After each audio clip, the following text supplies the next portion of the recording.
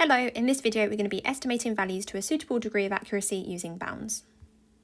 So the objective here is to use upper and lower bounds to decide the most accurate, reliable value of a calculated quantity and justify the rounding. So here's an example. The length of a rectangle is 4.6 metres to the nearest 0.1 metres, and the width is 3.2 metres to the nearest 0.1 metres.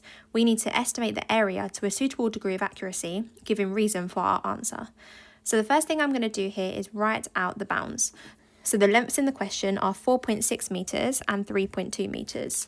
So we have 4.6 to the nearest 0.1, so that's going to be between 4.55 and 4.65.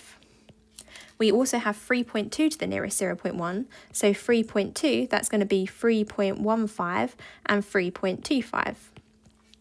So what I'm going to do is find the upper and lower bounds for the area, so I get a range for which the area is between. So to work out the upper bound for the area, I'm going to multiply the upper bound of the length by the upper bound of the width. So it's going to be 4.65 times 3.25, so that's going to be 15.1125. And then to work out the lower bound for the area, I'm going to multiply the lower bound of the width by the lower bound of the length. So in that case, it's going to be 4.55 times 3.15, and that's going to be 14.3325. So that tells us that the area is between 14.3325 and 15.1125. So if I estimate the area to a suitable degree of accuracy, I need to find a number that both 14.3325 and 15.1125 round to. So I'm going to say that the area is equal to 15 because 14.3325 and 15.1125 are both 15 rounded to the nearest 5.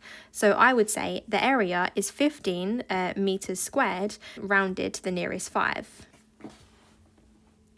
Here's another example. So a car travels 48.6 kilometres to the nearest 0.1 kilometre, and the journey takes 3.1 hours to the nearest 0.01 hours. We need to calculate the speed to a suitable degree of accuracy. So again, I'm going to start off by writing the bounds of the measurements in the question. So if I have 48.6 is between 48.55 and 48.65.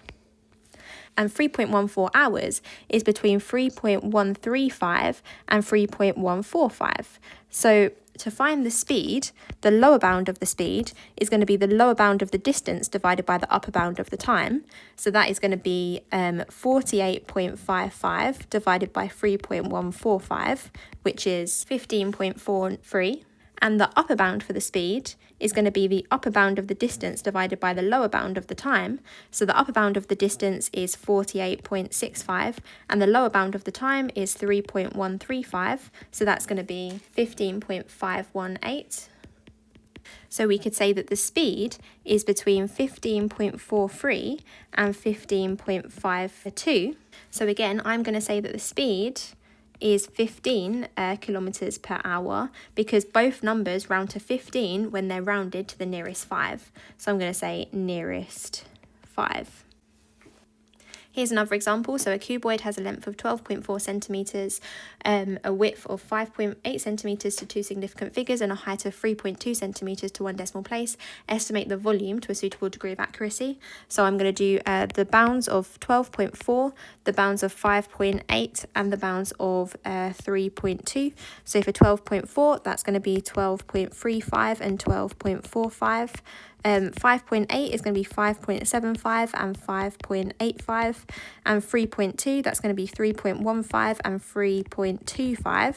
So the volume of a cuboid is length times width times height. So to find the lower bound, I'm going to do the lower bound of the length times the lower bound of the width times the lower bound of the height. So it's going to be 12.35 times 5.75 times 3.15. So that's going to be 223.7. And the upper bound, I'm going to use the upper bounds of all of the numbers. So 12.45 times 5.85 times 3.25. So that is going to be 236.7.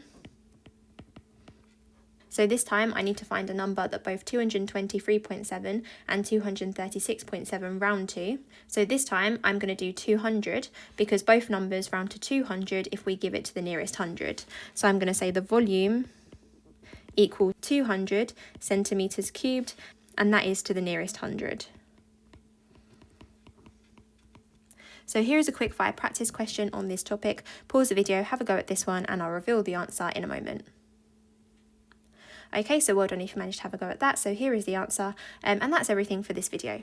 So thank you so much for watching, and I'll see you again in another video. Bye!